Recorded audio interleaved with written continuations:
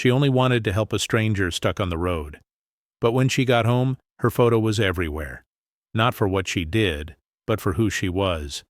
And the truth behind it would change everything. Before we dive into this gripping and emotional story, don't forget to like this video, subscribe to the channel for more powerful stories, and share it with someone who loves deep narratives. From which country are you watching my video, as I can see where my video is being watched? Let me know in the comments. It was a rainy afternoon when 19-year-old Emily Carter left her college library. She had been studying for hours and finally decided to call it a day. The clouds were dark and heavy, and the soft drizzle had turned into a steady rain. With her backpack over her shoulder and her hoodie pulled up, she headed for the bus stop near the parking lot. As she waited under the shelter, she noticed something odd. Just across the street, a black sedan was stalled in the middle of the road. The hazard lights blinked weakly, and traffic was starting to build up. Drivers honked impatiently as they swerved around the car. Inside, a man was trying to start the engine again and again. Clearly frustrated, Emily watched for a moment. No one stopped to help. Then, without thinking twice, she crossed the street. She knocked on the driver's window, and the man rolled it down halfway. He was in his late 30s, with short hair, tired eyes, and a worried expression. "Need help pushing it to the side?" she asked. He blinked in surprise. Yeah. That would be great. Thank you." The man got out, and together they began pushing the heavy vehicle toward the nearby curb. It wasn't easy. The street was slick, and Emily's shoes kept slipping. Cars zoomed past them, some splashing water near their feet, but she didn't stop. The man gave instructions gently, apologizing again and again for the trouble. When they finally got the car to the side, the man sighed in relief. "You didn't have to do that," he said, brushing rain from his face.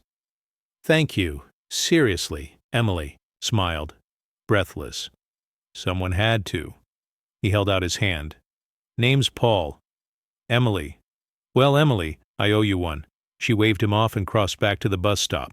By the time her bus arrived, she was soaked. But she felt good. Helping someone had made her forget the stress of the day. She went home, changed into dry clothes, had dinner with her mom, and went to bed early. The next morning, she woke to her phone buzzing non-stop. Calls, messages, missed calls from unknown numbers. Confused, she unlocked her screen. The first thing she saw was her face.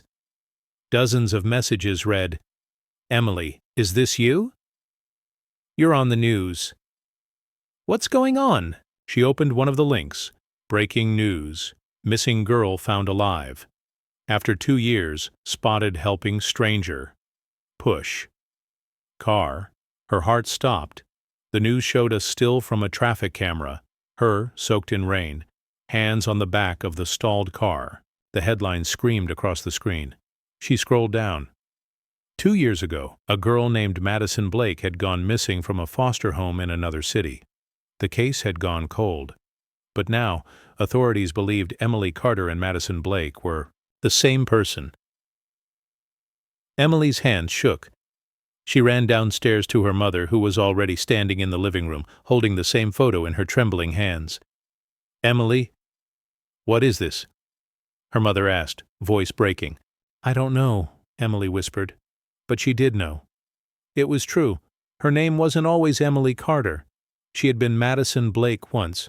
Before she was adopted by the Carters, before she had a real home, she had lived in a foster house where things were dark. The people meant to protect her had harmed her. She never spoke about it. She had run away one night at age 17 and never looked back. She ended up in another town, scared, alone, and broken. That's when she met Margaret Carter, a widow, who ran a small bakery and found her sleeping near a dumpster. Margaret had taken her in, slowly gained her trust, and eventually adopted her legally after months of paperwork. Together, they built a quiet life. Margaret gave her the name Emily. A new start. She never pressured her to speak of the past. But now, everything was crashing down. Police arrived by noon. They were polite, but firm. They asked Emily to come with them to talk. Margaret tried to stop them, asking if she was in trouble, But the officers assured her they just needed answers.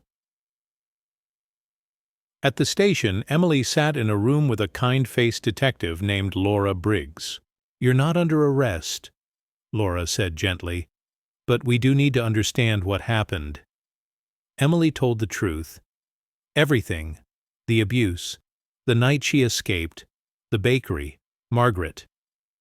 Laura listened quietly, not interrupting once. When Emily finished, she waited a moment before speaking. "Do you know why your story went viral?" she finally asked. Emily shook her head. "Because Paul, the man you helped yesterday, isn't just anyone. He's a journalist. And when you pushed his car, a traffic camera captured your face. He recognized you. He was the reporter who once covered your missing case. He never forgot it." Emily's mouth went dry. "He sent that footage to his editor. Then the police got it. That's how we found you." Emily was silent. Laura continued. "Your biological parents, they died years ago.